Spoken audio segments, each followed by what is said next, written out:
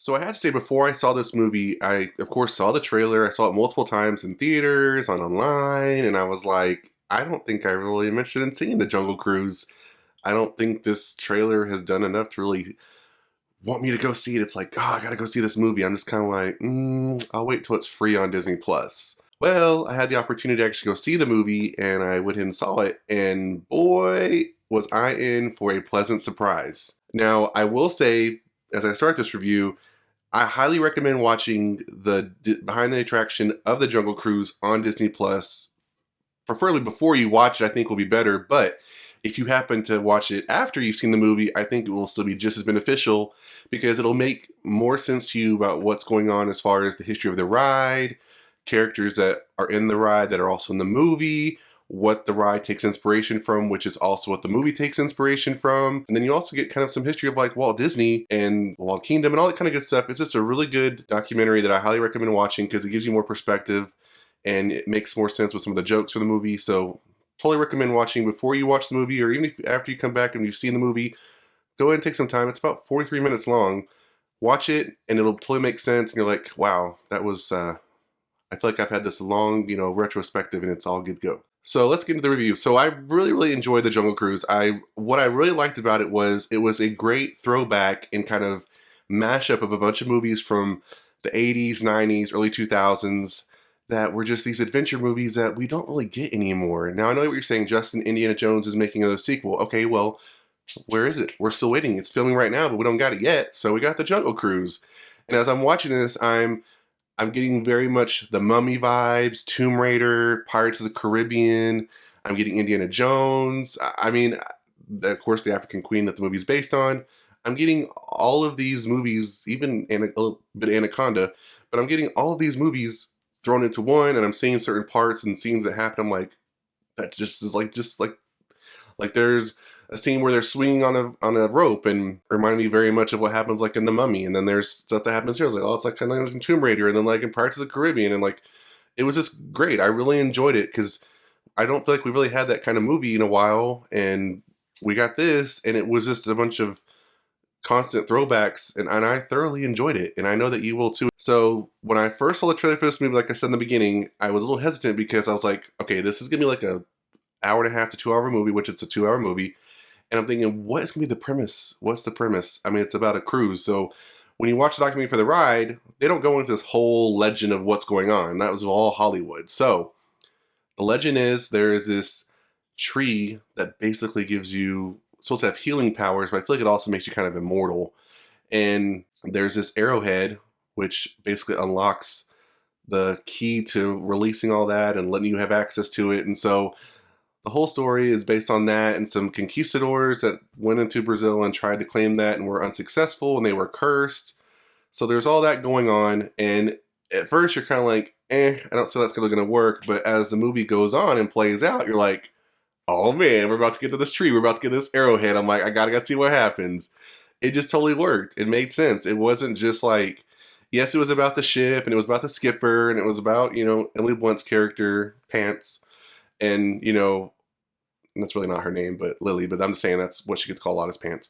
And it just worked. Like there was all these aspects going on and it wasn't just like they beat you over the head with it. It just kind of naturally made sense. You had the characters, generally going after it for a good purpose. You had the villains, which is the Kaiser's son trying to go after it. You had the brother, which reminds me very much of Jonathan from The Mummy, but totally worked. I mean, you just had all these things put together and it just worked. You also had the conquistadors, trying to reclaim their, do what was wrong by them and get the tree as well. So it just kind of all worked. It really worked. Now, leading up to that, I want to talk about The Rock and Emily Blunt because at first I was like, I don't see how their chemistry is going to work. I just don't see it. Not that I don't love The Rock, not that I don't love Emily Blunt. I love both of them.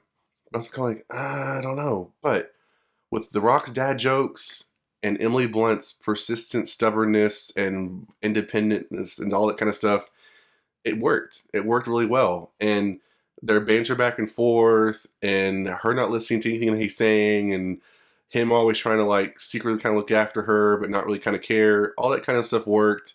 He's trying to be this macho guy and do his own thing because he's a skipper, but he secretly loves her. And, You know, she doesn't want to admit that she kind of likes him too, and it just worked. It just worked. It was very Romance in the Stone and all that kind of stuff, and it totally worked. It doesn't. By the end of the movie, you're totally like, oh, it's just so sweet. You totally loved it. Totally worked out. Now, as far as the supporting characters, I think they were just as interesting. What was Paul Giamatti as the guy who's after Frank for money? I mean, I didn't even expect him to be in the movie, but there he was, totally giving me throwback vibes with Munez and Amanda Bynes. But he was in there, and he was great.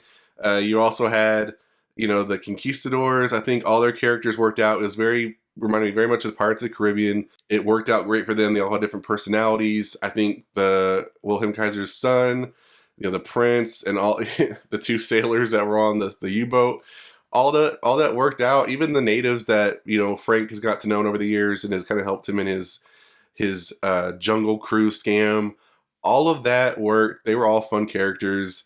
And so it just all worked. I know you're probably, Justin, well, are you going to say anything bad about the movie? I will. But I think for the most part, they were all, I mean, there were a lot of characters in this movie, but I think for the most part, it all worked out. It all worked. It made you really feel like a good family fun adventure movie. And that's what I feel like you wanted to go see in the first place. So one thing I will note is with the action in this movie, there is some really good action scenes. And I would say that some of the action scenes are kind of not Disney. So, you know, Disney, I feel like, you know, we have Marvel, and that's not to say that the Marvel characters don't do things that, you know, they kill.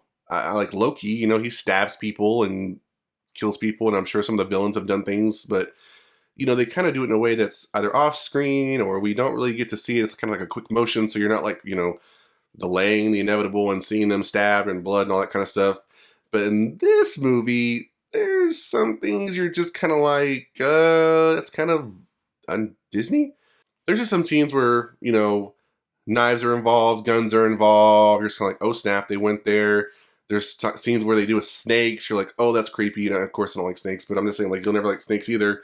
And then there's a scene towards in a third act that happens, and you're just like, oh, like you're gonna laugh and be like, oh snap, they did it, and you're just like, wow. When you see that scene, you know what I'm talking about. It's just kind of like, it's kind of funny and like, oh, how do I say it? It reminded me very much of like Indiana Jones or like The Mummy. It's kind of like, you're like, oh snap, they're gonna do it, but you don't really feel for that character. And it's like, bye, you know, you're kind of like in it with them, like, just do it.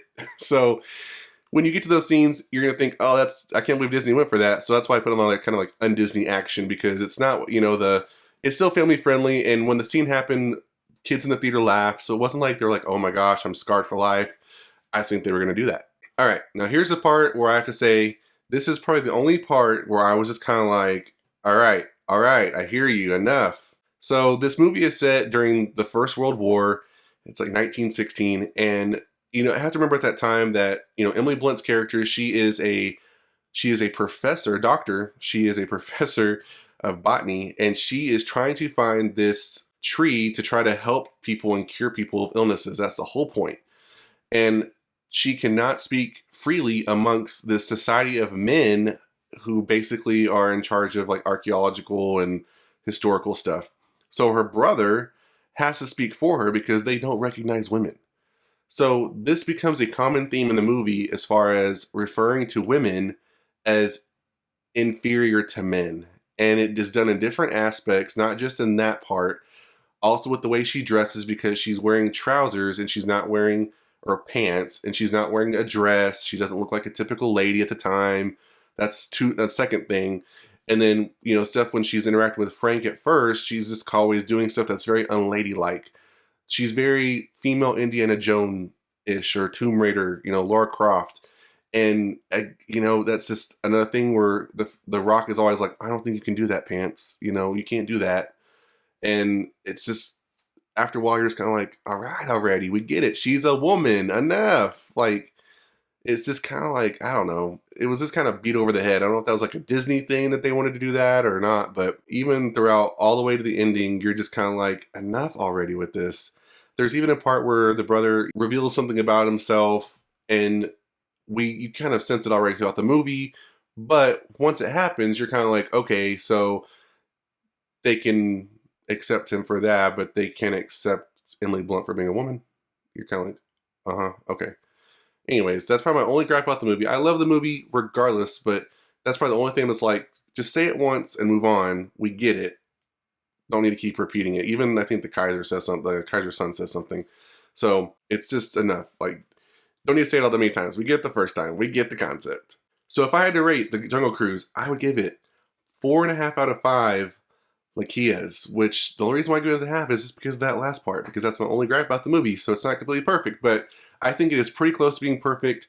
And I don't really have a pun. You know, if you've seen the movie, you'll understand that there's a lot of puns thrown in the movie, a lot of dad jokes, but you can be sure that you will have a ripping, roaring good time, and I highly recommend watching The Jungle Cruise. If you've seen the movie, please let me know your thoughts down below in the comments. If you don't think you're going to watch the movie, why aren't you? And if you did see the movie, did you watch it in theaters or on Disney Plus? I saw it in theaters on a big screen, and I think it was definitely worth it. I know the pandemic is flaring up again, and you know all the craziness is coming back, but if you have the opportunity to see it in theaters on a big screen, I highly recommend it. I know $30 on Premier Access is whatever, and lawsuits are going on and whatnot, but still, regardless, go see Jungle Cruise. I highly recommend it. You have a really good time. And that's it for this video, guys. If you enjoyed, hit that like button. For this one, subscribe to the channel, and I'll see you guys next time on the Mashup.